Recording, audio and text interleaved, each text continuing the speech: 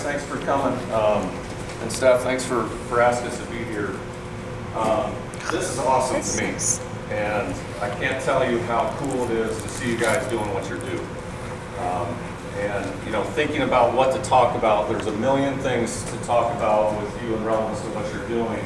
And it was very hard to narrow down what my thoughts would be. But I need some help today. Okay, I need 7 people to help me out. Who's got number 1? Number 1, I'll remember assistant. Just remember that word, assistant. Number 2. Number 2, I want you to remember the Iron Lady. Okay. Number 3, I want you to remember within. Okay. Number 4, I want you to remember. Check my notes. Number 4, jealous. Okay. Number 5, culture. Okay. Number 6, be the best / be respected. Okay. Number 7, Riley. Remember Riley. Okay. Who's got number 1? What's number 1? Assistant. Okay. One of my assistant coaches. Very good. Great memory. One of my assistant coaches. When he was a freshman in college, I coached him, and he came in, sat the bench, was a redshirt. He played behind a guy that was 5 foot nothing, 100 nothing. The guy was twice the my assistant coach is twice the athlete this guy was. Point of the story is he wholeheartedly bought into what you're doing right now. And he went in the gym extra, he spent extra time getting better. By the end of his career, he was an All-American and he led his team to a Final Four. Ball State University, middle of nowhere, is the Final Four in men's volleyball. There's a couple reasons why I tell you that story. The first one is, what you're doing is critical to success. And I can't emphasize that enough. In 2005, when I got here, there were about 12 people doing this in the summertime. Okay, now look at you guys. The second reason is, when you're doing what you're doing at your age, you have no idea how many people see what you do on a daily basis. You have no idea whether it's a teacher, one of your coaches, one of your teammates could be running a multi-million-dollar business down the road, and you may be the one that they call to hire. Okay, I had no idea back in 1998 I'd be the head coach of Kentucky. When I got here, one of the first people I thought about hiring was him. Okay, so all the things you do every day, you are paving your future by what you do. Okay, by how you work in here, how you interact with people, how you respect different people, all that kinds of stuff. So not only you want to be a great athlete, but you got to think about your future and who you come in contact with right now. Okay, who's got number 2? What's number 2? Iron Lady. Anyone know what that's referencing? Anyone heard the movie The Iron Lady? Okay, the Iron Lady is about a woman named Margaret Thatcher. She was probably one of the most powerful women in the world for a long period of time. She was the Prime Minister of Great Britain.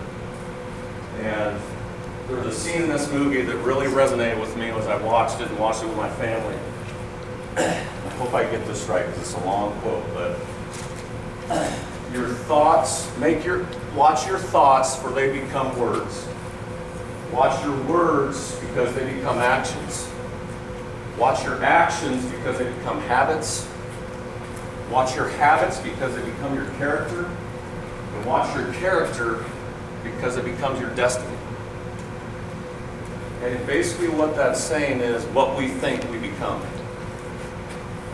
So every day, if you think you're going to be a role player, you're probably going to be a role player. If you think you're going to be a starter, you're going to be a starter. If you think you can be an all-conference player, guess what? You think you can be an All-American? Okay, and relevance to that, as a coach, as a team, as an individual, what you expect most likely is going to happen.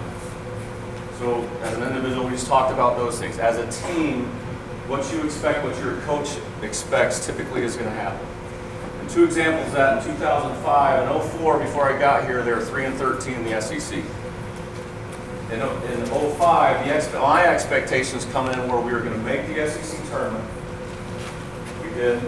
Okay? And we were going to go to the NCAA tournament. We did. Okay? And last year, we set the goals were to win every year the goals win the SEC championship in our program. Last year we lost the SEC championship by about 4 points.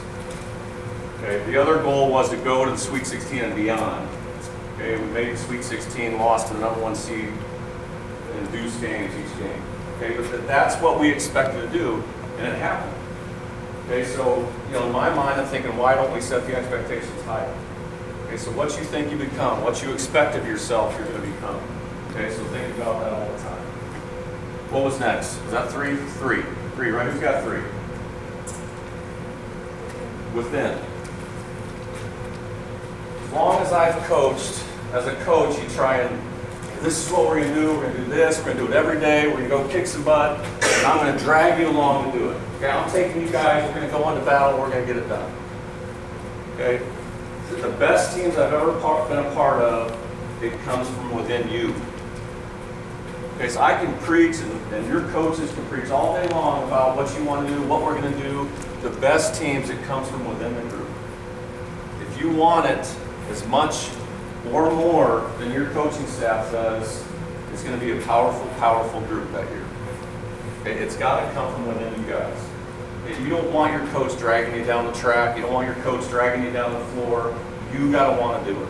If it comes from within you, it will happen way bigger than if the coach is just telling you, we got to do this. Okay? Who's got number 4? Jealous. I just threw this one in because I am jealous of what you guys do while I'm in here. And I swear by that. And when I was a Division I athlete, I had to peel my butt off the couch to go run around the block. I had to peel my butt off the couch to call someone and say, hey, you want to go play some beach ball? Peel my butt off to go lift in a garage of a guy that owned a water company where I was. And I know you've heard the stories, oh yeah, walk through snow, 7 miles, all that stuff. Embrace what you have. Okay? It inspires me and inspires your coaches in what you're doing. We know it's not easy, believe me. We know it's not easy, but in total jealousy on our part. What's that? Who's after? Was that 5? Was that 4? 5? What was it? Coaching? Culture. Sorry. We're over 40. One area goes back. Culture. Look around you. What you're in right now is a winning culture. Okay, it's a championship culture. Okay, and it is. You get the chance to not only work out with your teammates, but you get a chance to work out with other people that are champions, other people that are winners. Pick their brain, look at them, find someone that you respect, and do what they do. This is a winning championship culture, and I promise you, there are very, very few programs in the country that have what you have. And that goes along with jealousy, but this is a winning championship culture. All right, what was after that? Was that 6? 5, 6. Be the best, be respected. Since I've been here, Coach Tracy's the best as what she does, and of any of the programs I've been in the country. I haven't seen anyone that does it any better. And all the people that she mentors in the program that works with our team have been outstanding. Okay, and all the people that go through our program that graduated, that are currently in it, I guarantee you one of the words that will come up when they talk about her in the program is respect. Okay, I promise you that word will come out. As an athlete, as a teammate, you have to be respected. Okay, you got to respect things, but you as an individual need to be respected. Okay, and give me an example of being respected. Who's got something? How are you respected? Work ethic, without question. What else? Being a leader on your team. No question. A couple more. What's that? Being honest, absolutely. Sportsmanship. Okay. All those are absolutely perfect. Be respected. Okay. Come in early every once in a while. Get some extra shots in. Do something else. Stay late. Okay. When practice is over, you're walking to the locker room. There's two empty cups sitting on the ground. Pick them up, throw them in the trash. That's being respected. Okay. Going above and beyond. Don't blame someone else for your shortcomings. Okay? Don't be the one talking about your teammates behind their back. Okay, be the one that is picking your teammates up. Be the one. Hey, everyone knows you have people on your team that maybe aren't the All-Americans, but you know what? As powerful as the whole group is, that's where you're going to go. Okay, you got to pick people up and make each other better. Okay, be respected every day. What was the last one? It's number 7. Riley. I'm on a Pat Riley kick for some reason. There's several articles on Pat Riley in ESPN 2 days ago. Anyone know who Pat Riley is? Coach of, well, he's not coach anymore. He's the president of Miami. Where did he play basketball? Anyone know where Pat Riley played basketball? Kentucky. Yeah, he played right off rough way back in the day. I've admired him for a long time. Back when he coached the Lakers, he wrote a book called The Winner Within. It's a great book. But there's a quote, and I think it sums up what you guys do really well. And I got to pull it out and read it because I don't have a great memory here. He actually is the president GM of the Miami Heat now, and they just won the championship last night. He's been a part of eight NBA championships as a coach. Here's what Pat says. Somewhere along the way, we have to stop being afraid of the consequences. Because when you go for something significant, like we are right now, consequences become irrelevant. Nothing matters except that we are all in this together. Not just your team, but all of us here in this together. Instead of winning a championship, the total focus is on being a championship team. Choosing to be extraordinary often costs colossal exertion and endurance. Basically, guys, you can't worry that all this extra commitment might not result in a payoff. Worrying will only undermine the experience. At Kentucky, excellence is a choice. Choosing to be an extraordinary Wildcat athlete will be one of the most important choices you will ever make.